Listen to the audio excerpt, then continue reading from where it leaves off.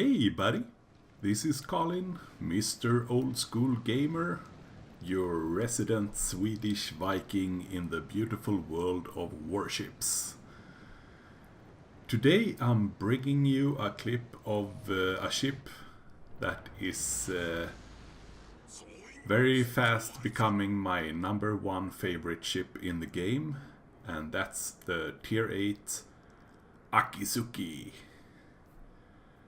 Now, this ship I had for ages, and I had pretty much forgotten about this ship for a long while.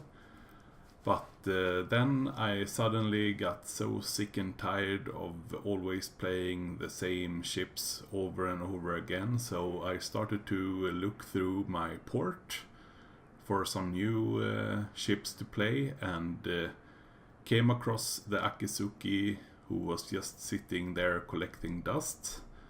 And I guess it has been receiving some buffs during all the patches that has been coming out.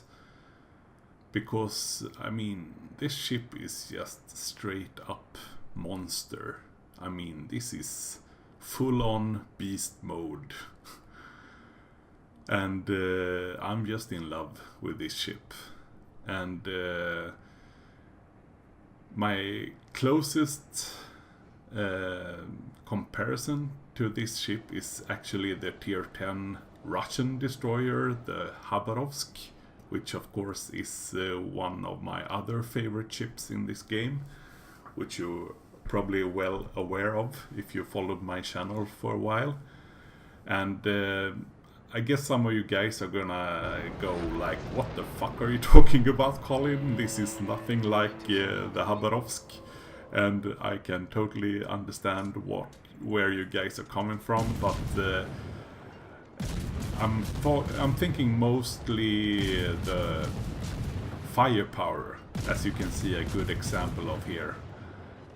And I mean, it's very different from the Khabarovsk. But you don't have the railgun accuracy like the Khabarovsk. You have the more like the American interstellar shell arcs. But it's just that DPM. I mean, this is just a rain of fire you put down to the enemy. And it's just insane. And that is what I'm I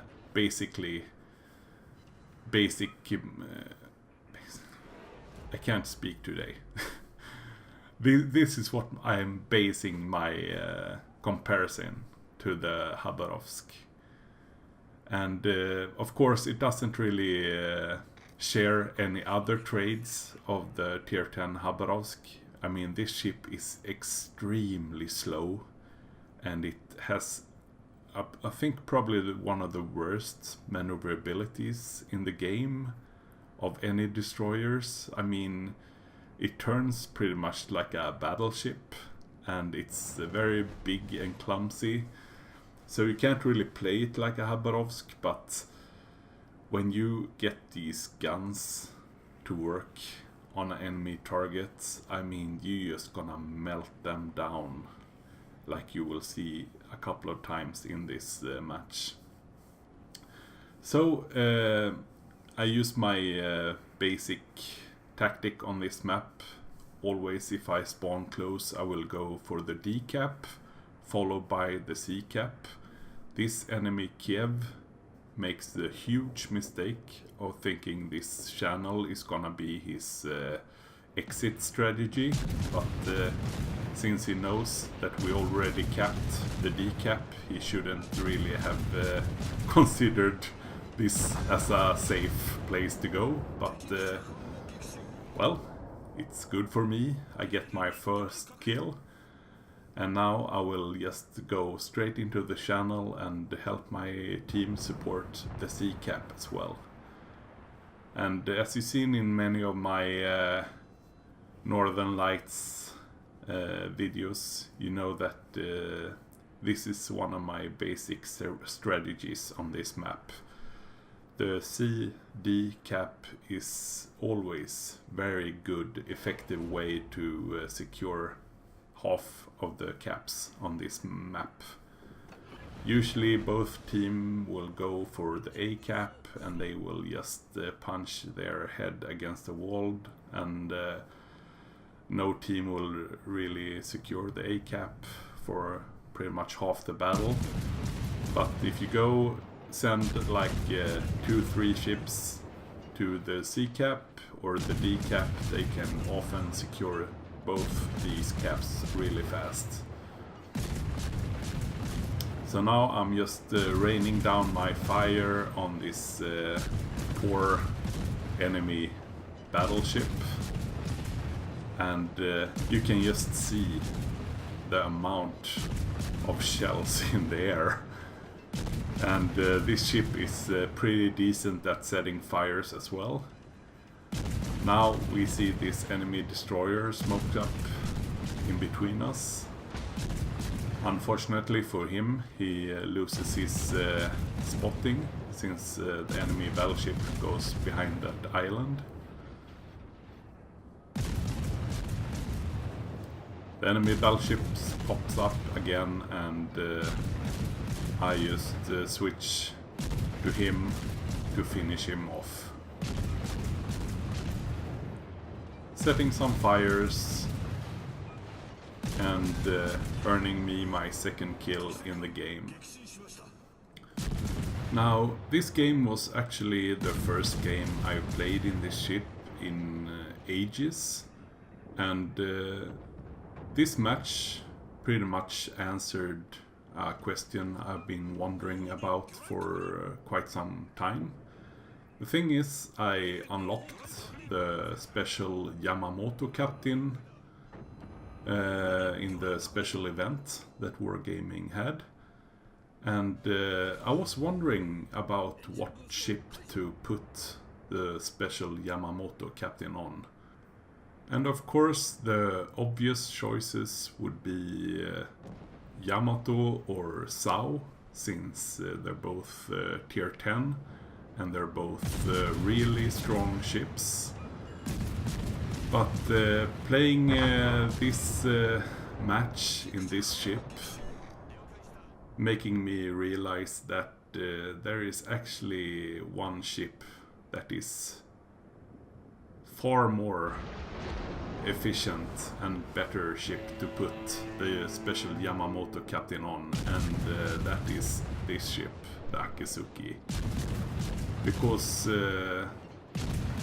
after this match I have been pretty much unlocking one or two of the special abilities of the Yamamoto captain in pretty much every game I played. So if you like Yamamoto fireworks and the special Yamamoto skills, I can strongly recommend you putting your Yamamoto captain on the Akizuki if you have this ship. And if you don't have this ship, I can strongly recommend you to grind the the Imperial Japanese Navy destroyer line just because of this ship.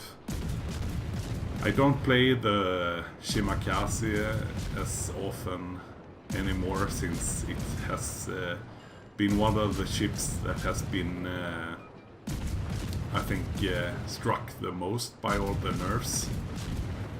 But this ship is just pure fun to play. I mean, you don't have a bad match in this ship.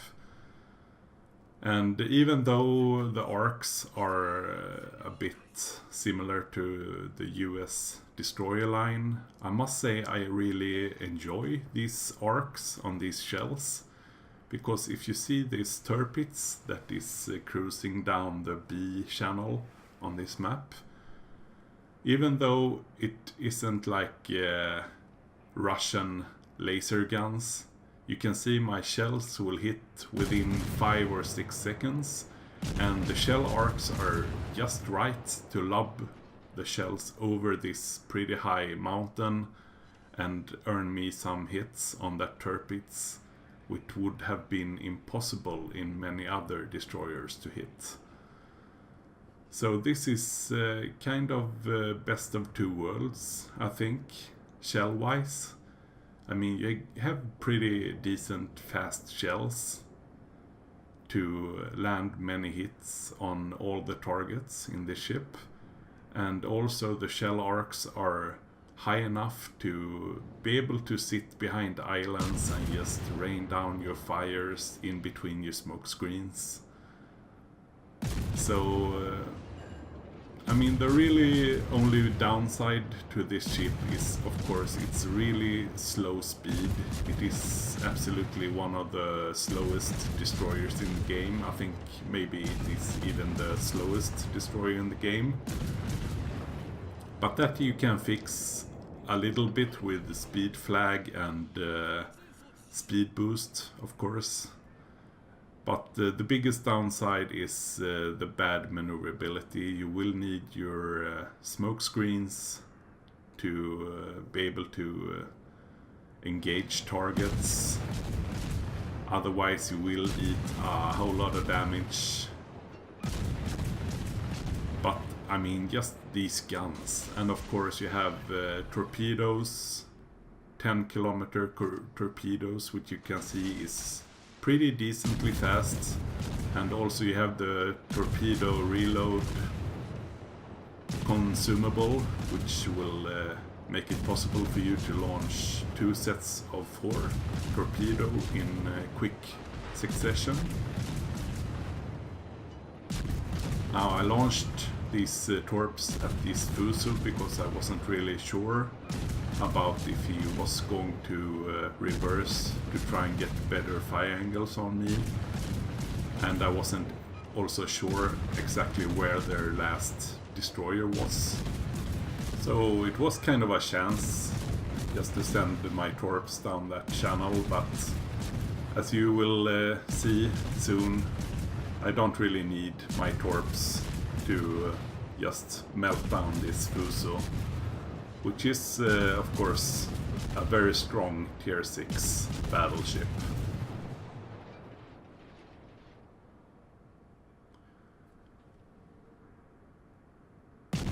So I switched to the North Carolina instead. There goes the fuso, earning me my 4th kill in the game. And now I feel pretty confident to just push into the enemy fleet, pushing them away from the B cap, securing the game and the win for our team.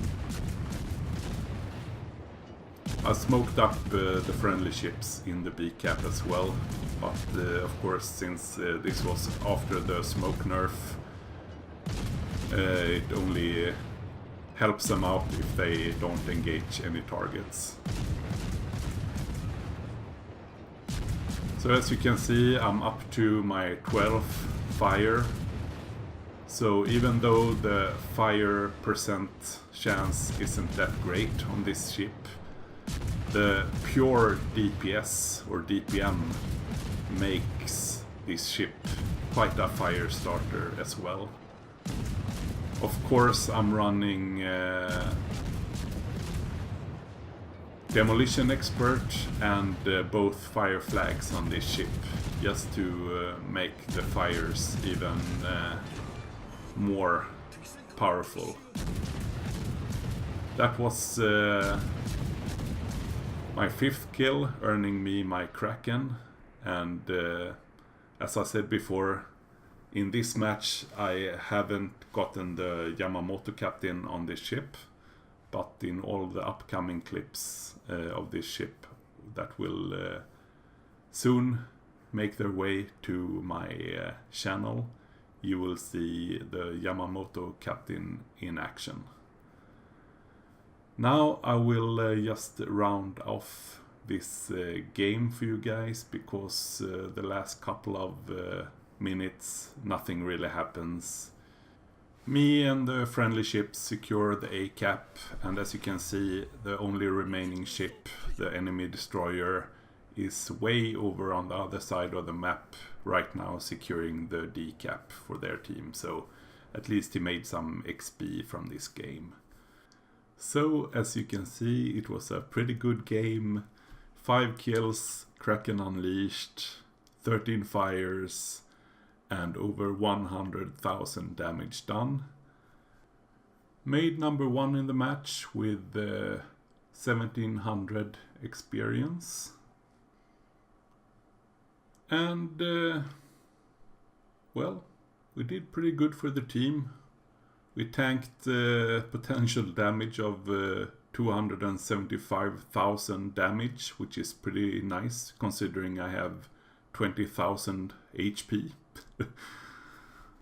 And as you can see, over 40,000 from my total damage was made from those 13 fires.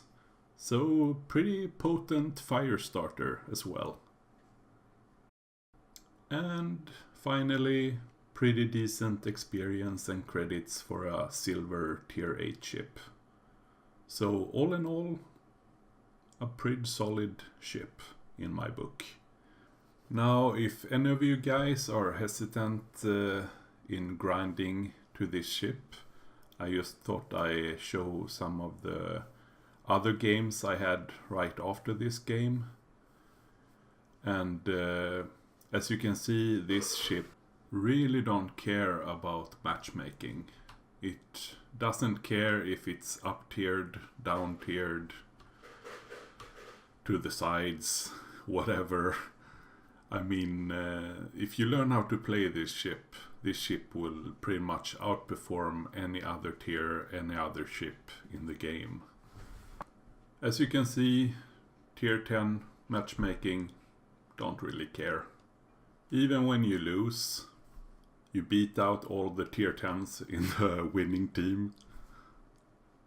I mean, this ship is just so consistent across the board. And so here we lost, but I still outperformed the 2 tier 10 destroyers on our team. I mean, the Khabarovsk and the Gearing is pretty strong destroyers. But I got more kills and better experience than both of them. Here I actually got beaten by a broken reward ship, the Flint. But not by much though. And I mean, look at those achievements. 4 kills and those achievements.